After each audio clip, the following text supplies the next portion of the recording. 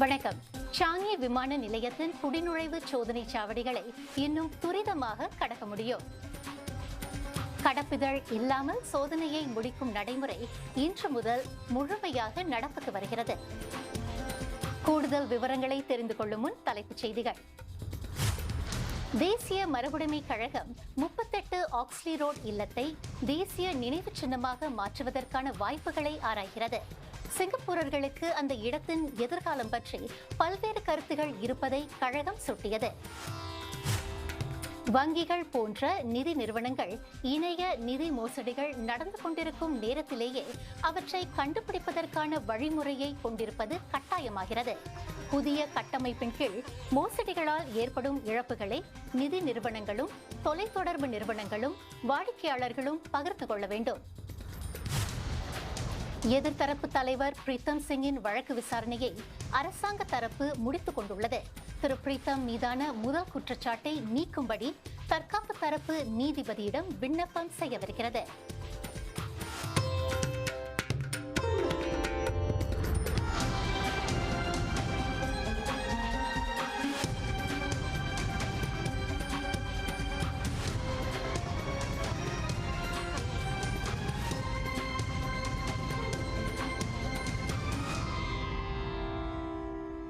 தேசிய மரபுடைமை கழகம் Oxley road இடத்தை மதிப்பிட்டு தேசிய நினைவு சின்னமாக பாதுகாக்க அது பொருத்தமாக உள்ளதா என்பதை முடிவு செய்யும்.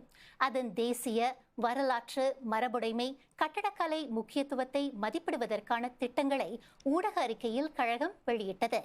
இடத்தின் வருங்காலத்தை பற்றி சிங்கப்பூரர்களுக்கு பல தரப்பட்ட கருத்துகள் இருப்பதை புரிந்து கொள்வதாக கழகம் கூறியது. சிங்கப்பூரின் முதல் பிரதமருடைய இல்லமான அது நாட்டின் வரலாற்றில் இடம்பெற்ற முக்கிய நிகழ்வுகளோடு பின்னி பிணைந்துள்ளது. 1950களில் தேசத்தின் நிறுவனர்கள் இந்த நிலத்தடி உணவருந்தும் அறையில் சந்தித்து மக்கள் செயல் கட்சியை தொடங்கினர். 2017இல் லீ குவான் யூவின் பிள்ளைகள் இடையே அந்த சொத்து பற்றி வெளிப்படையான பூசல் எழுந்தது. லீ சென் யாங்கும் டாக்டர் லீயும் அப்போதைய பிரதமர் லீ சியன் லூங் பங்களாவை தங்கள் தந்தையின் விருப்பத்துக்கு மாறாக அரசியல் ஆதாயம் கருதி பாதுகாக்க முனைவதாக குற்றஞ்சாட்டினர். அவர்களின் கூற்றுகளை திரு லீ நாடாளுமன்ற அறிக்கையில் மறுத்தார். பின்னர் 2018இல் வந்த அமைச்சர் நிலை அறிக்கை லீ குவான் யூ கட்டடம் இடிக்கப்படுவதை விரும்பினாலும் மாற்று திட்டங்களை அவர் வரவேற்றதாக கூறியது. ஆனால் கட்டடம் புதுப்பிக்கப்பட்டு தங்கக்கூடிய வகையில் இருக்க வேண்டும், தமது குடும்பத்தின் அந்தரங்கம் பாதுகாக்கப்பட வேண்டும் என்று அவர் சொன்னார். 38 ஆக்ஸ்லி ரோட்டை பாதுகாக்க உத்தரவிடப்பட்டால் பல்வேறு சாத்தியங்களை ஆராய அரசாங்கத்திற்கு அவகாசம் இருக்கும் என்று மரபுடைமை கழகம் குறிப்பிட்டது. வீட்டின் ஒரே சட்டப்பூர்வ உரிமையாளரான லீ சென் யாங் தமது சகோதரி டாக்டர் லீ வெய் லிங்கின் மறைவை அடுத்து அதனை இடிப்பதற்கான திட்டங்களை இம்மாதம் 15ஆம் தேதி அறிவித்தார். 2015இல் லீ குவான் யூ காலமான பிறகு டாக்டர் லீ அங்கு வசித்து வந்தார். வீட்டை இடிப்பதற்கான விண்ணப்பத்தை லீ சென் யாங் இம்மாதம் 21ஆம் தேதி நகர சீரமைப்பு ஆணையத்திடம் சமர்ப்பித்தார். 38 ஆக்ஸ்லி ரோட் விவகாரத்தை திறந்த மனத்துடன் அணுக வேண்டுமென்று கலாச்சார சமூக இளையர்துறை அமைச்சர் எட்வின் தாங் கூறியுள்ளார். 2018ஆம் ஆண்டு ஆக்ஸ்லி ரோட் இல்லத்தை என்ன செய்யலாம் என்பது குறித்த யோசனைகளை அப்போதைய அமைச்சர் குழு முன்வைத்ததை திரு தாங் குறிப்பிட்டார். நேரம் வரும்போது அது பற்றி முடிவெடுத்துக் கொள்ளலாம் என்று குழு நினைத்ததாக அவர் சொன்னார். ஆக்ஸ்லி ரோட் இல்லத்தை இடிக்கும்படி கூறுவது அதை பாதுகாப்பதற்கான யோசனைகளை களைவதாக இருக்கும் என்றார் திரு தாங். இப்போதைக்கு அனைத்து யோசனைகளையும் ஆராய்வது முக்கியம் என்றார் அவர். நகர சீரமைப்பு ஆணையம் 38 ஆக்ஸ்லி ரோட் இல்லத்தை இடிப்பதற்கான லீ சென் யாங்கின் விண்ணப்பத்தை பரிசீலிப்பதை ஒத்திவைத்திருக்கிறது. இடத்தை பாதுகாப்பது குறித்து தேசிய மரபுடைமை கழகம் ஆய்வை தொடங்க உள்ளதால் அந்த முடிவை எடுத்துள்ளதாக ஆணையத்தின் பேச்சாளர் தெரிவித்தார். வங்கிகள் போன்ற நிதி நிறுவனங்கள் இணைய நிதி மோசடிகள் நடந்து கொண்டிருக்கும் நேரத்திலேயே அவற்றை கண்டுபிடிப்பதற்கான வழிமுறையை கொண்டிருப்பது கட்டாயமாகிறது. டிசம்பர் 16ஆம் தேதி நடப்புக்கு வரும் புதிய கட்டமைப்பின் கண்காணிப்பை வங்கிகள் வலுப்படுத்த வேண்டும் என்று சிங்கப்பூர் நாணய வாரியமும் தகவல் தொடர்பு ஊடக மேம்பாட்டு ஆணையமும் தெரிவித்துள்ளன. மோசடிகளால் ஏற்படும் இழப்புகளை நிதி நிறுவனங்களும் தொலைத்தொடர்பு நிறுவனங்களும் வாடிக்கையாளர்களும் பகிர்ந்து கொள்வதை புதிய கட்டமைப்பு உறுதி செய்கிறது. 50,000 வெள்ளிக்கும் அதிகமான தொகை உள்ள வங்கிக் கணக்குகளிலிருந்து 24 மணி நேரத்துக்குள் பாதிக்கும் அதிகமான பணம் எடுக்கப்படும் போது புதிய நடைமுறையை நிதி நிறுவனங்கள் பின்பற்ற வேண்டும். மோசடி சம்பவங்களின் போது நிதி நிறுவனங்கள் குறைந்தது 24 மணி நேரத்துக்கு பணம் எடுக்க அல்லது பரிவர்த்தனையை தடுக்க வேண்டும் அல்லது பிடித்து வைக்க வேண்டும். அதையடுத்து உரிமையாளருடன் அந்த பரிவர்த்தனையை வங்கிகள் உறுதி செய்ய வேண்டும். அவ்வாறு செய்ய தவறும் நிறுவனங்கள் வாடிக்கையாளர்கள் இழந்த தொகையை அவர்களுக்கு திருப்பிக் கொடுப்பது கட்டாயம். எதிர்த்தரப்பு தலைவர் பிரீத்தம் சிங் வழக்கு விசாரணையில் அரசாங்க தரப்பு கடைசி சாட்சியை குறுக்கு விசாரணை செய்யாமல் தனது தரப்பு வாதத்தை முடித்துக் கொண்டுள்ளது. வழக்கு விசாரணையின் 9ஆம் நாளான இன்று புலனாய்வு அதிகாரி ஒருவரை குறுக்கு விசாரணை செய்ய திட்டமிடப்பட்டிருந்தது. திரு பிரீத்தம் மீதான முதல் குற்றச்சாட்டை கைவிடும்படி தற்காப்பு வழக்கறிஞர்கள் எழுத்துப்பூர்வ கோரிக்கையை நீதிபதியிடம் முன்வைக்கவிருக்கின்றனர்.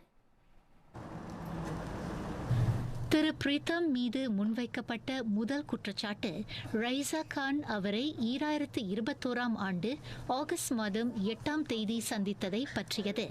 பாலியல் வன்கொடுமைக்கு ஆளான ஒருவரோடு காவல் நிலையத்துக்கு சென்றதாக நாடாளுமன்றத்தில் ரைசா அதே ஆண்டு கூறியிருந்தார். அது பொய் என்று கட்சி தலைவர்களிடம் பிறகு அவர் ஒப்புக்கொண்டார். அதன் தொடர்பில் நாடாளுமன்ற சிறப்புரிமை குழுவிடம் திரு பிரீத்தம் பொய் சொன்னதாக குற்றச்சாட்டுகள் கூறுகின்றன. தற்காப்பு தரப்பு அதன் கோரிக்கையை பதிவு செய்ய இந்த மாதம் 30ஆம் தேதி வரை நீதிபதி அவகாசம் கொடுத்துள்ளார்.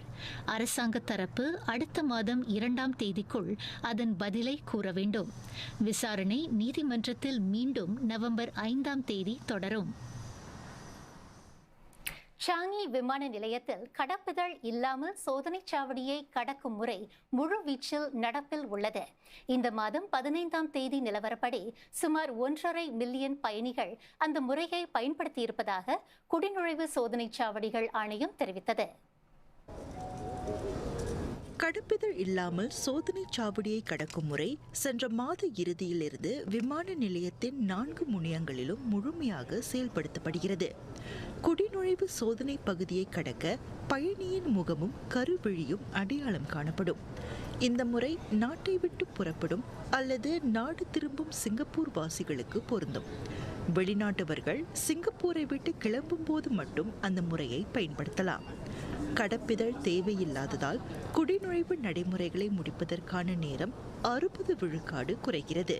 25 வினாடி தேவைப்பட்ட வேலை 10 வினாடிகளில் முடிந்துவிடும். இதனால் அதிகாரிகளை நாட்டின் எல்லையை பாதுகாக்கும் மற்ற பணிகளில் ஈடுபடுத்த முடியும்.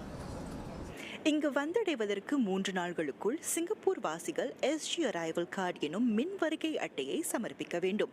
தானியக்க தடங்களில் முகமும் கருவிழியும் அடையாளம் காணப்படும். ஏற்கனவே உள்ள விவரங்களுடன் அவை பொருந்தியிருப்பது உறுதி செய்யப்பட்டவுடன் முதல் பகுதியை கடக்கலாம். மீண்டும் ஒரு முறை முகம் அடையாளம் காணப்பட்டு விவரங்கள் எல்லாம் சரியாக இருந்தால் 2ஆம் பகுதியையும் கடந்துவிடலாம். கடப்பிதழ் இல்லாமல் சோதனை சாவடியை கடக்கும் முறை 6 வயதுக்குட்பட்ட பிள்ளைகளுக்கு பொருந்தாது. பயணிகள் எல்லா நேரத்திலும் கடப்பிதழை வைத்திருப்பது கட்டாயம் என்று ஆணையம் நினைவூட்டியது. தேவைப்பட்டால் விவரங்களை உறுதி செய்வதற்கோ பயணம் செல்லும் நாட்டிற்கோ கடப்பிதழ் தொடர்ந்து தேவைப்படும் என்று அது கூறியது. அதிபர் தேர்தல் தொடர்பில் செல்வந்தர் இலான் மஸ்கை எச்சரித்த அமெரிக்கா.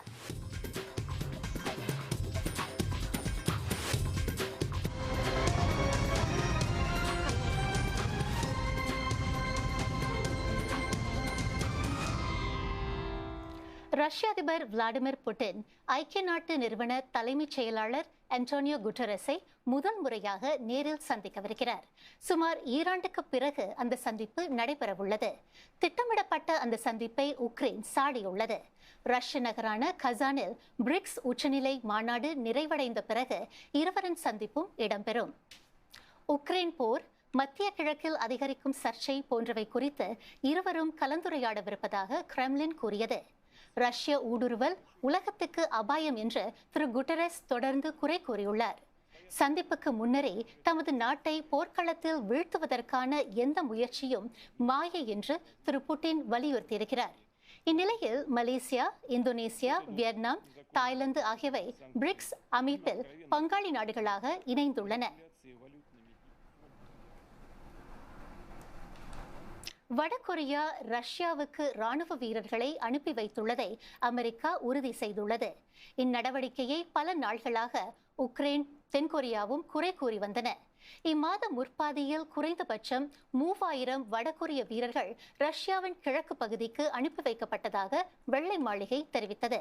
ஆனால் உக்ரைன் போரில் வடகொரிய வீரர்கள் சண்டையிடுவார்களா என்பது தெளிவாக தெரியவில்லை.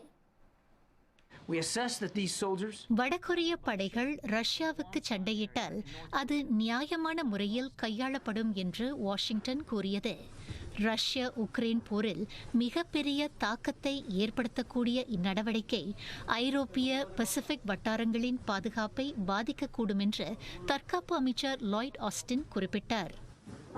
உக்ரைனிய அதிபர் விளாடிமிர் ஜெலன்ஸ்கி போரில் வடகொரிய படைகள் ஈடுபடுவதை கண்டிக்கும்படி தம்முடைய மேற்கத்திய நட்பு நாடுகளை வலியுறுத்தியுள்ளார். இவ்வாண்டின் தொடக்கத்தில் வடகொரியாவும் ரஷ்யாவும் செய்து கொண்ட தற்காப்பு உடன்பாட்டை தொடர்ந்து இரு நாடுகளுக்கும் இடையிலான உறவு கணிசமாக வலுப்பெற்றுள்ளது. இஸ்ரேலிய பிரதமர் பெஞ்சமின் நெட்டன்யாஹூ ஹெஸ்புல்லா குழு இஸ்ரேல் மீது படையெடுக்க திட்டமிட்டிருந்ததாக கூறியுள்ளார். இஸ்ரேலிய எல்லைக்கருகே சுரங்க வழிகளை கண்டுபிடித்திருப்பதாக அவர் பிரெஞ்சு ஊடகத்திடம் கூறினார். மோட்டார் சைக்கிள்கள், எரிபடைகள், ஏவுகணைகள் ஆகியவற்றை கொண்டு ஹெஸ்புல்லா தாக்குதல் நடத்த திட்டமிட்டிருந்ததாக திரு நெட்டன்யாஹூ கூறினார். திட்டமிட்டபடி தாக்குதல் நடத்தியிருந்தால் கடந்த ஆண்டு அக்டோபர் மாதம் இடம்பெற்ற தாக்குதலை விட கொடூரமாக இருந்திருக்கும் என்று பிரதமர் நெட்டன்யாஹூ சொன்னார். இவ்வேளையில் இன்று காலை பெய்ரூட்டில் சுமார் 6 கட்டடங்கள் தரைமட்டமாயின. பெரிய அளவிலான அந்த தாக்குதலில் குடியிருப்பு கட்டடங்களிலிருந்து புகை கிளம்பியதை படங்கள் காட்டின. ஹெஸ்புல்லாவின் கட்டமைப்பை குறிவைத்ததாக இஸ்ரேலிய ராணுவம் சொன்னது. எச்சரிக்கை ஏதுமின்றி தாக்குதல் தொடங்கியதாக குடிமக்கள் கூறினர். ஹெஸ்புல்லா டெல் அவீவை குறிவைத்து தாக்கி வருகிறது. தனது மூத்த தலைவர்களில் ஒருவரான ஹெஷம் சைஃபியுதீன் மாண்டதை ஹெஸ்புல்லா உறுதிப்படுத்தியது. அமெரிக்காவில் ஜனநாயக கட்சியின் அதிபர் வேட்பாளர் கமலா ஹாரிஸ் தம்மை எதிர்த்து போட்டியிடும் குடியரசுக் கட்சியின் திரு டொனால்ட் ட்ரம்ப் உண்மை நிலையிலிருந்து அதிகம் விலகி இருப்பதாக கூறியிருக்கிறார். திரு ட்ரம்பின் கருத்துகள் மிகவும் ஆபத்தானவை என்று தற்போதைய துணை அதிபரான திருவாட்டி ஹாரிஸ் குறிப்பிட்டார். It is clear from John Kelly's words that Donald Trump is someone who, I quote, certainly falls into the general definition of fascist. Thiru Trump பற்றி வெள்ளை மாளிகையின் முன்னாள் தலைமை அதிகாரி ஜான் கெலி சொன்னது பற்றி திருவாட்டி ஹாரிஸ் கருத்துரைத்தார். அடால்ஃப் ஹிட்லர் சில நல்ல செயல்களையும் செய்திருக்கிறார் என்றும் அவரை போன்ற ராணுவ ஜெனரல்கள் தேவை என்றும் திரு ட்ரம்ப் கூறியதாக திரு கெலி குறிப்பிட்டிருந்தார். அந்த வார்த்தைகள் திரு ட்ரம்ப் ஒரு பாசிசவாதி என்பதை காட்டுவதாக திருவாட்டி ஹாரிஸ் சொன்னார். அந்த கூற்று பொய் என குடியரசுக் கட்சியின் தேர்தல் பிரச்சாரக் குழு சாடியது. தேர்தலுக்கு இன்னும் சுமார் 2 வாரமே உள்ள நிலையில் யாருக்கு தங்கள் வாக்கு என்று முடிவு செய்யாதவர்களை தங்கள் பக்கம் திருப்ப இரு வேட்பாளர்களும் முயன்று வருகின்றனர். இதற்கிடையே அமெரிக்க நீதித்துறை தொழில்நுட்ப செல்வந்தர் இலான் மஸ்கின் செயலுக்கு எதிராக எச்சரித்துள்ளது.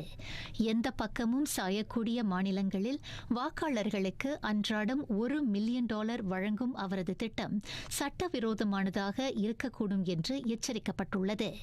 டெஸ்லா, ஸ்பேஸ் எக்ஸ் ஆகியவற்றின் தலைமை நிர்வாக அதிகாரியான திரு மஸ்க் திரு டொனால்ட் ட்ரம்புக்கு வெளிப்படையாக ஆதரவு தெரிவித்துள்ளார். திரு ட்ரம்பின் பிரச்சாரத்துக்கு அவர் குறைந்தது $75 மில்லியன் நன்கொடையாக வழங்கியுள்ளார்.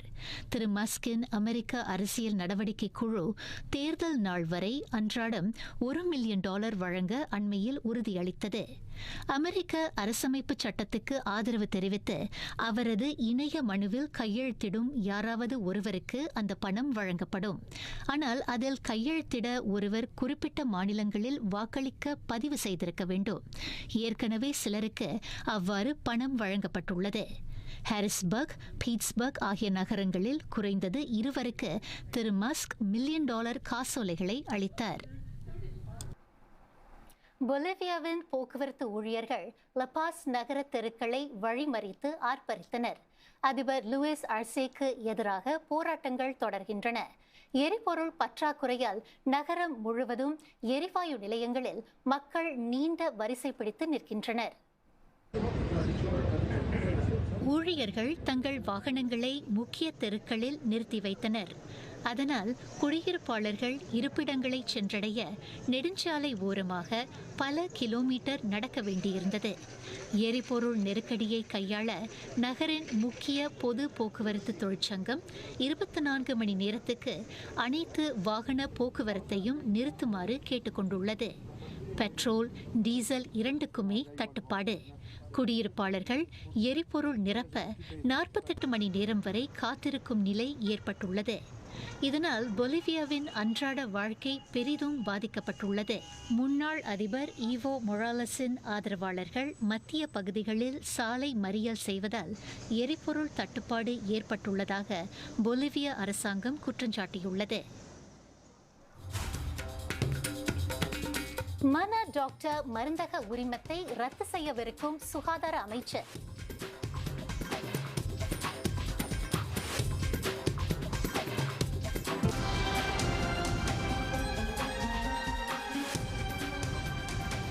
நெகோசியேஷன், பேச்சுவார்த்தை.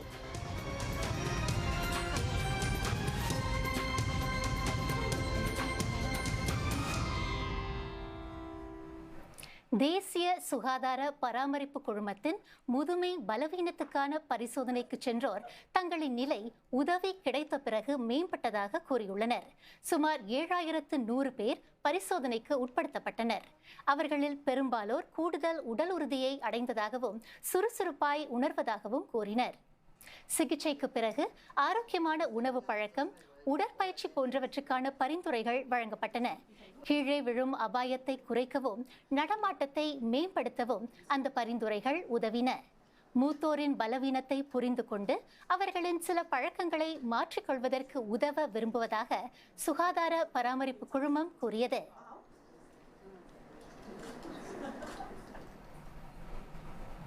சுகாதார அமைச்சர் மன டாக்டர் மருந்தகத்தின் உரிமத்தை ரத்து செய்ய எண்ணுவதாக தெரிவித்திருக்கிறது. குறுகிய நேர தொலை மருத்துவ ஆலோசனைகளை வழங்கியதன் தொடர்பில் அந்த மருந்தகத்தின் மீது அமைச்சு விசாரணை மேற்கொண்டிருந்தது. சில அழைப்புகள் 1 நிமிடத்துக்கும் குறைவாக இடம்பெற்றன. நிபுணத்துவ ரீதியில் தவறாக நடந்து கொண்ட சந்தேகத்தின் பேரில் 41 மருத்துவர்களிடம் புலனாய்வு நடத்தப்படும். அவர்களில் சிலர் பொது மருத்துவ நிலையங்களில் பணியில் இருந்தபோது மன டாக்டர் மருந்தகத்துக்காக வேலை செய்தனர். அந்த மருந்தகத்தால் மருத்துவ ரீதியாகவும் நன்னெறி ரீதியாகவும் தொடர்ந்து வெளிநோயாளி மருத்துவ சேவைகளை வழங்க இயலாது என்று தான் கண்டறிந்துள்ளதாக அமைச்சு தெரிவித்தது. அனைத்து சேவைகளையும் வழங்குவதற்கான அதன் உரிமத்தை ரத்து செய்ய எண்ணுவதாக மருந்தகத்திற்கு அமைச்சு இன்று அறிக்கை அனுப்பியது. அமைச்சிடம் அது பற்றி பேச மருந்தகத்திற்கு 14 நாள் அவகாசம் வழங்கப்பட்டுள்ளது. விசாரணையை தொடர்ந்து மேல் அறிவிப்பு வரும் வரை தொலை மருத்துவ சேவைகளை நிறுத்தி வைக்க ஆகஸ்ட் 16ஆம் தேதி மருந்தகத்துக்கு உத்தரவிடப்பட்டது. ஜூரோங் புத்தாக்க வட்டாரத்தில் உயர்த்தப்பட்ட பாதைக்கான கட்டுமானம் அடுத்த ஆண்டு நிறைவு பெறும். சைக்கிள் ஓட்டிகள், தானியக்க வாகனங்கள், பாதசாரிகள் போன்றவர்களுக்கு மேலும் பயனளிக்கும் வகையில் அது அமைந்திருக்கும். 2027ஆம் ஆண்டுக்குள் துவாஸ் துறைமுக கட்டுப்பாட்டு நிலையத்துக்கான புதிய கட்டடம் தயாராகிவிடும். சிங்கப்பூரின் பொருளியலுக்கு இந்த மேம்பாடுகள் ஆதரவாக அமையும் என்று நம்பப்படுகிறது. மேற்கு பகுதியில் அமையவிருக்கும் ஆகப்பெரிய வர்த்தக வட்டாரமான ஜூரோங் ஏரிக்கு அந்த புதிய முயற்சிகள் மேலும் கை கொடுக்கும். வர்த்தக வட்டாரங்களில் வேலையிடங்களை மேம்படுத்துவதற்கான கருத்துக்களை பெற நகர சீரமைப்பு ஆணையம் விரும்புகிறது. தொழில்துறை வர்த்தகங்கள் மேலும் சிறப்பான மின்னிலக்க கட்டமைப்பை எதிர்பார்ப்பதாக கண்காட்சி ஒன்றில் தெரிவித்தன. கழிவுகளை வளங்களாக மாற்றும் நடவடிக்கைகள் பற்றியும் பேசப்பட்டது.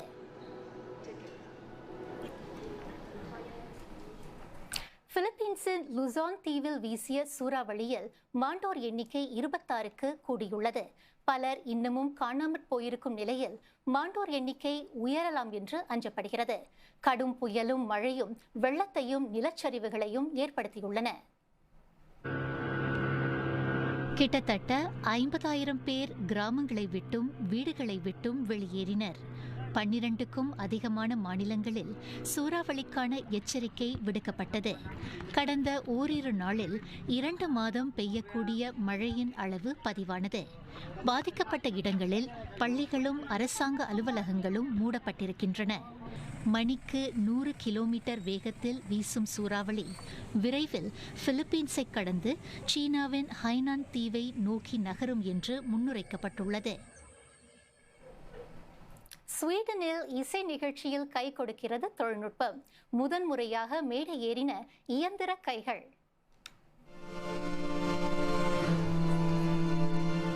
மெல்மா நேரடி இசை நிகழ்ச்சி அரங்கில் ரசிகர்களுக்கு நல்ல விருந்து. செல்லோ என்ற இசைக்கருவியை மீட்கின்றன இயந்திர கரங்கள். நாமும் இசையை கொஞ்சம் ரசிக்கலாம். மீண்டும் சந்திப்போம். வணக்கம்.